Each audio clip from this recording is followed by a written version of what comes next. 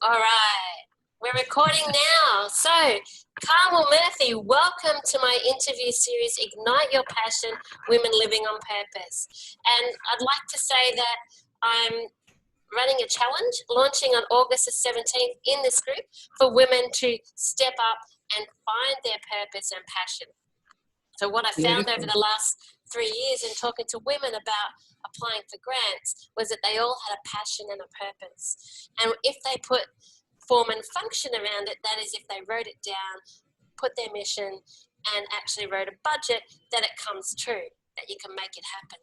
So I want to help women who are in corporate. Like my background was I was in corporate, I was in medical sales, found out there was something wrong with my second daughter, and I had to reinvent myself. So since then, I've been elected to council, stood in a federal election, all sorts of different things. It's been on a different trajectory, but I've learned a lot of stuff. So now I want to help. I'm helping women in corporate to find themselves and to do what they love. So I thought that it would be helpful if I was talking to other women who have set up their business and are, doing things differently to what they were used to. So Carmel, how are you today? Thank you so much for this opportunity. I'm awesome. Thank you for having me. I'm really enjoying it.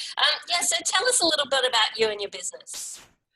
Okay, so a tiny bit of background just to kind of give context to it. I'm obviously Irish, you can hear by my accent, but my background is hospitality. So I used to work, crazy hours and all sorts of everything.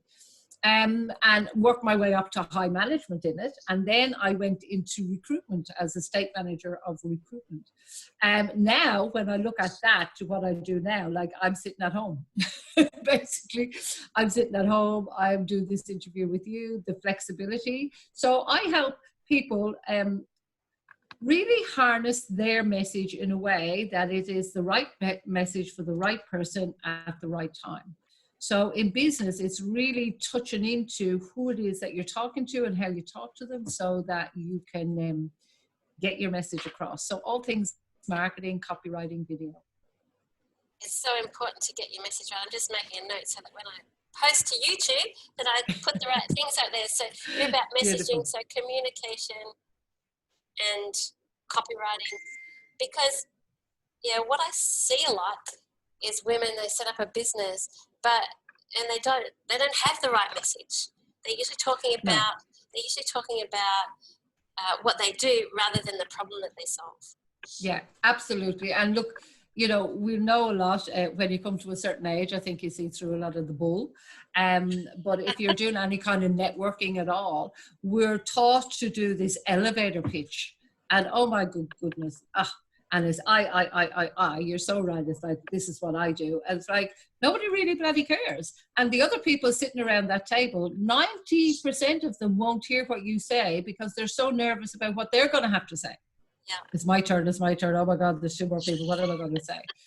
And I found that a lot. But one of the things, and I think you're right, when you get to a certain age, once you get past your kind of mid-30s, 40s, you're like, no, I want to do stuff, and kind of my time that side of the clock is getting a little bit shorter, and we become that we get in a hurry. And one of the biggest things that I get from people now is, yeah, I get that. I kind of even have my passion, but I don't know how to do it. How do I get my message right? How do I, all these techie stuff and whatever, how do I actually put that together? So that seems to be a common theme. Yep, I've heard that a lot as well. For women applying for grants. Yeah, I've got this great idea, but I don't know where to start. And putting it together, that perfectly sums it up. So I was putting it together and having the right message, targeting what the problem is that you solve. So tell us, Carmel, what is the problem that you solve again? I solve the how-to problem. I call it the Panadol problem. And the reason I call it is, like, if you go to a doctor, maybe not in pandemic times, but normally, if you went to a doctor, you've got this massive headache, you've a bit of runny nose and everything. The first thing you want is, give me the Panadol. Just let me get rid of that headache. Then you can examine me and see what else might be wrong. So that's what I talk about, the Panadol problem. What is the Panadol problem that you solve for people? So I solve the how to get your right message to the right person at the right time. And it's very much the how to. Yeah. Awesome. So what made you go into this business? Like you're Oh, in hospitality and then recruitment. the truth is, God only knows. I know. Look, I've always known there was something else I wanted to do. I've always, I worked full time, but I always had a side gig. About 10 and a half years ago, I decided to study coaching.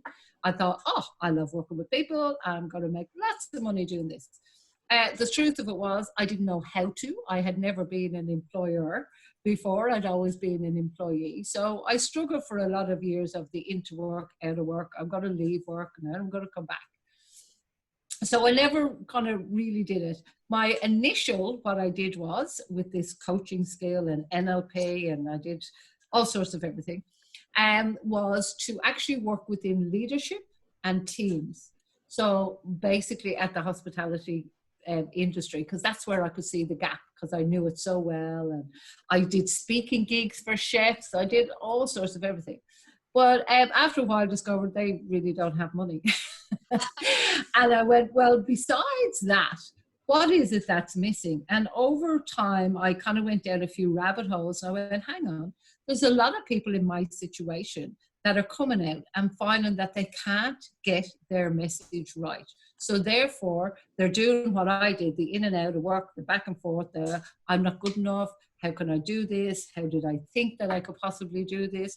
What's wrong with me? I'm a pretty intelligent woman, but oh my God, I can't do this. And I don't work exclusively with women, but predominantly, if a lot of development, I became known as the avatar queen at one stage, because avatar is just another word, as you would know, Christine, for your ideal client.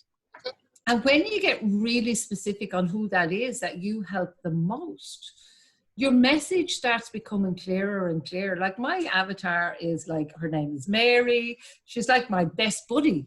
I know her desires. I know the voids she perceives she has.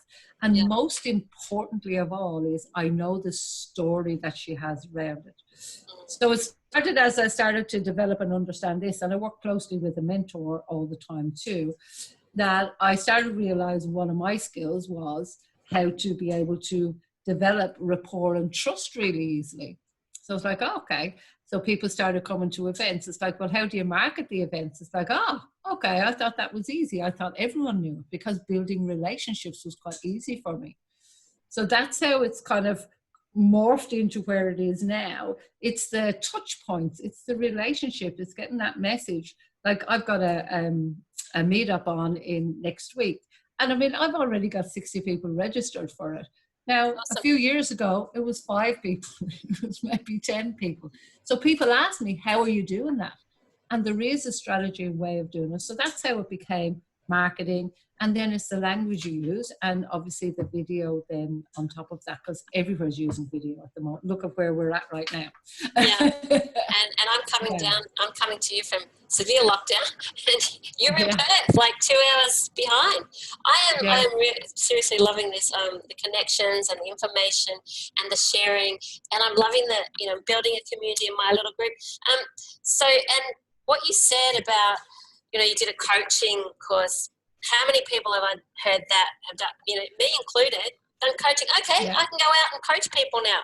And okay, by the way, what you've got to do is go out and ring all your friends and offer them a free session, and you'll just get clients like that. And it doesn't work.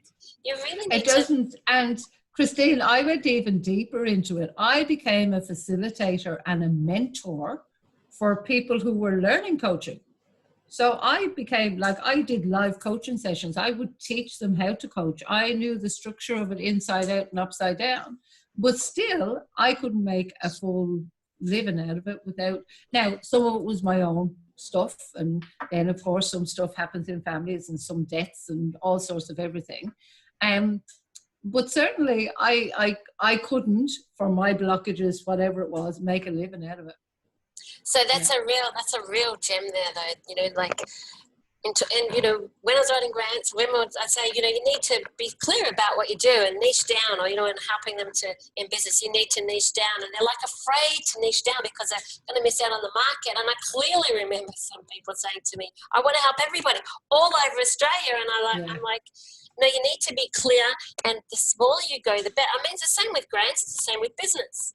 Yeah. the more clear and the more focused you are, the more money you make, because the Yeah. more you become an expert on that thing. And Yeah. it seems counterintuitive, but so if anyone's here listening and you are in business and you're not, making enough money to cover what you're doing, have a chat to, either Carmel or myself about that niching down, because that's what's important. 100%. And one of the things I often get that question too was I flip it and I go, the clearer you are on who you're talking to, just say they've 10 problems, they've 10 variations of the same problem usually. But the clearer you are on that, you'll keep talking to it. Somebody else might have 2 of those problems. Somebody else might have 3 of them. Somebody else might have 4. They will all work with you. I've been saying this lately about a texter. I've been using a texter as an example. If I'm talking about highlighters all of the time, that's my thing. My message is the best highlighter, longest lasting, blah, blah, blah, whatever. You might not need a highlighter today. But when the time is right for you to need a highlighter, you will remember Carmel, because she never stopped talking about a bloody highlighter because my message was so clear. So that's what we need to do, is really be talking about something. And my kind of thing, if you like, is right message, right person, right time. That's as clear as I can make it. And then, what goes under that. So if you're in business and you want to escalate your business, you need to know who you're talking to. And you're right. What is it? An inch wide and a mile deep. Yeah. So right person, right time. It sounds like when you get married, but it's the same. Like business is like a marriage. Like my dad ran a business from home, and he always used to say that he spent more time with the employees and with my mum. But they were just part of our family, and that's how they developed the business. But I often think buying something is like or getting married. It's like you're in the shopping centre, or you're in the supermarket, and you're looking at all the those blokes on the shelf, and then you pick one down, you put him in your trolley, you take him out to the cash register, and then you go, oh no, I want to put him back. I want another one. And that shop has no returns policy. No, they charge you a lot. I think that shop, but it is like that. Like you're in the shopping centre. It's like marriage, like a business. You're in the shopping centre. You get something down. You trial. Maybe with your business, you might have a free upfront, or maybe whatever you do, you get to know. You build that relationship. And then so your thing might be getting to your networking meeting. So that's you're in the trolley getting to the checkout. So so I'm doing a lot more online networking now. I don't actually do the stand up and give us your 30-second pitch anymore, because it just wasn't effective. It just wasn't. And that's not for every business. I'm building great relationships in doing this too. I'm getting to know women, and we're having a collaborative promotion, which is great. So do you have any tips for women who are maybe in corporate, overworked, underpaid, feel like that, that's something else that I heard a lot too. They had women, intelligent women, and had something more. There was something missing that they wanted to. So what advice would you have for those women? And that was me, exactly. I remember the defining moment that I was in recruitment, and we had a 24-hour phone, because we did temp recruitment as well. We had a state manager phone, and then I had my own personal phone, and all 3 of them were ringing at one stage, and I was like, I can't do this anymore, because I was doing anywhere between 50, 60 hours a week. Let's face it, we can say 40, but we know it's not that. When you're in management, there's no, kind of firm thing on it. The shortest tip I could give anyone is get out. Get out of their job. Get out. I think the thing is not to stop. It really is. I was always doing something in the background. I was always studying. When I think back years and years ago, and I would classify myself as somebody who doesn't know how to study. I was studying child psychology when I was, in Ireland online. I've always had that. There's something else. Is this all there is to life? So I would say, look for something you even like and start learning more about that. Really schedule in some time in your week. And I know you're busy because you've probably got family and you've got whatever. But, you know, take an hour or a half an hour or whatever it is, either each day or every second day, and schedule that in to be learning or discovery for you. It's really one thing that's worked so, so well with me was to have somebody to bounce stuff off. So I've worked with a mentor, still do right now. So find somebody that has what you want or is on the way to having what you want and go work with them. Get in their space, whatever way, shape and form that you can.